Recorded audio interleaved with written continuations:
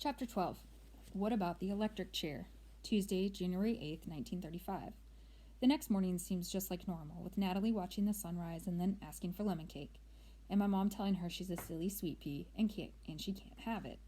My mom has the little slip of paper Mr. Purdy gave her, taped to the icebox door. Twice now she's asked my father how early he thinks she should call. I hurry past the Madamans on the way down to the boat for school.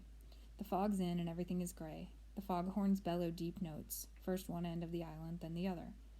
When I get to the Trixels, Teresa Madaman sticks her head out. "Moose, can I come with you?"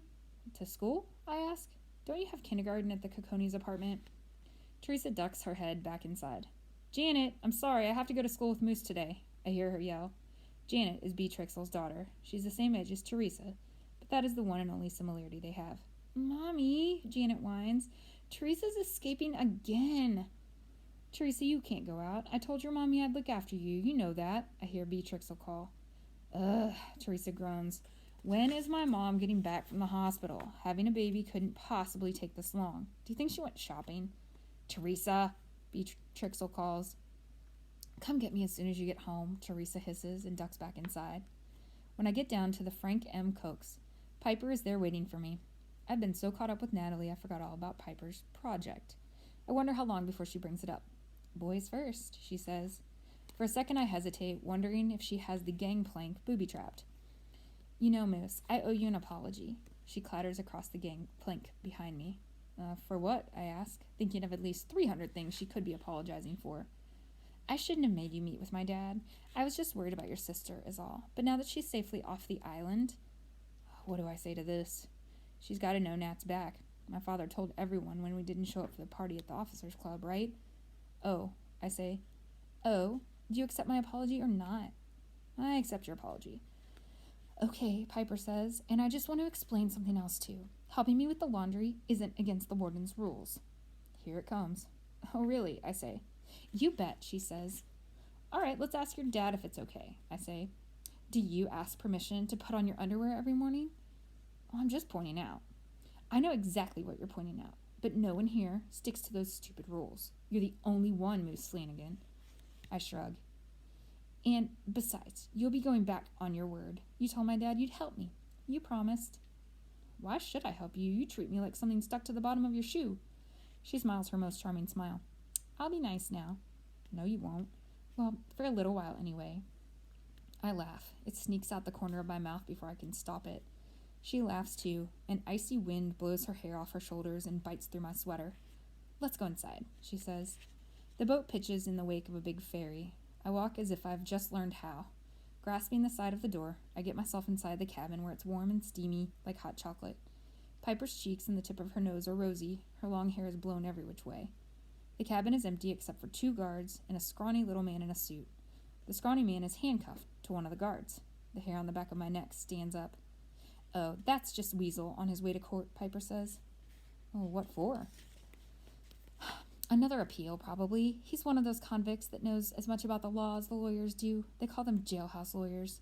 My dad says Weasel could convince the hens they're better off with a fox in charge, and then persuade the jury it was in the chicken's best interest to be eaten. You know, Annie would never do this if there was even the slightest chance she'd get in trouble for it. She's back to her plan now. You don't know Annie, and neither would Jimmy. Not if it were really against the rules," Piper said. I looked at Weasel again. "Forget it, Piper." "What if I promise to be nice to your sister? Will you then?" she asks. "I'll think about it," I say.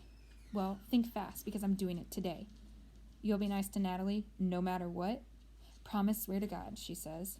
"Never call her names, never tell your dad stuff about her, treat her really kind?" "Double swear to God." She holds her hand up like someone swearing her in. I stare at her right through her pretty brown eyes. There's something true in those eyes, and something false too. I nod. "All right. You'll help?" "I suppose," I say, careful not to look at Weasel again. She rubs her hands together. "We're in business. All you need to do is talk about Alcatraz. Get people in the right mood. You'll talk up the place, kind of like the warm-up, and I'll tell a few people, then let the word spread." "You must know some Alcatraz stories," she says, as the boat motor grinds beneath her feet. Inside her notebook, she shows me a small sign. Once-in-a-lifetime opportunity. Get your clothes laundered by Al Capone and other world-famous public enemies. All clothes cleaned on Alcatraz at the only laundry facility in the world run by convicted felons, including the notorious Scarface Al and Machine Gun Kelly. Only costs 5 cents. I groan. Al Capone. It's only one little mention. She flashes her movie star smile. Nope, not doing it. She ignores this. We walk off the boat now, just behind Weasel and his guards. Follow my lead. Then when I leave, you take over. That's all you have to do. Talk. Did the warden say talking was against the rules, Moose Man?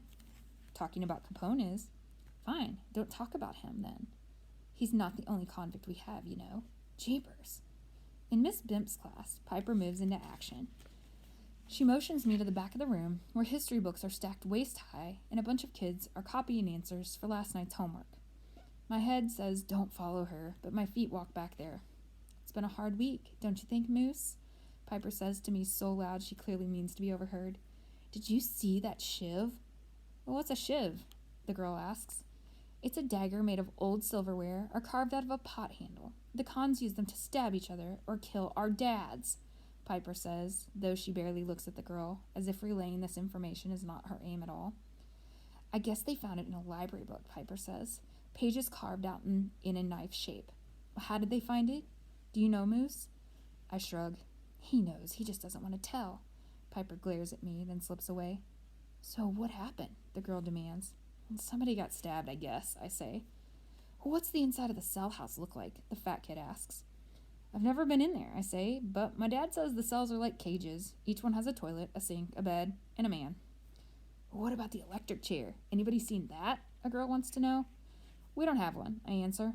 How about them firing squads? The fat kid is turned all the way around in his seat. This is the United States of America. We don't have firing squads, I explain. Yeah, that's not how we knock people off here. We fry 'em. I've read all about it. It's like this. A skinny kid shakes all over to demonstrate. What about the metal bracelets? You know, handcuffs and who's-y what's-it on their legs? I think maybe they just wear them for, special occasions, I explain.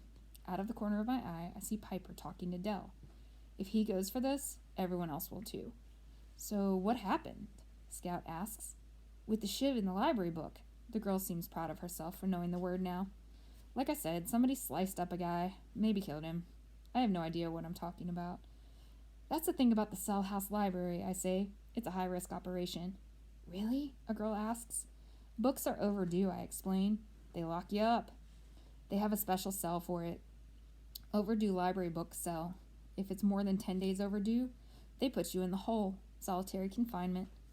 No kidding, the fat kid asks. I can see him fingering his library book, which I'm guessing is past due. Oh yeah, I say, starting to enjoy myself. And you should see what happens when you forget to say please, bread and water for an entire week. Forget thank you, and it's even worse. Aw, come on, somebody says. Forget to wash your hands before supper? They slap you in leg irons. Prison is a bad place, I'm telling you. Scout is biting his lip, trying not to laugh. Most everyone knows I'm kidding, but one girl isn't too sure. On the other hand, I say, we have the politest felons in America. They say please, thank you, pardon, and excuse me. If you're going to get robbed or murdered, you really want a polite guy to do it. Somebody who offers you a chair and some milk and cookies first. It's kind of like being shot by your grandmother. Who wouldn't prefer that? You must learn a lot living there, a skinny girl says. She's taking in my every word. Oh yeah, on weekends there are special classes the cons teach us. You learn about how to blow safes, make silencers, steal cars.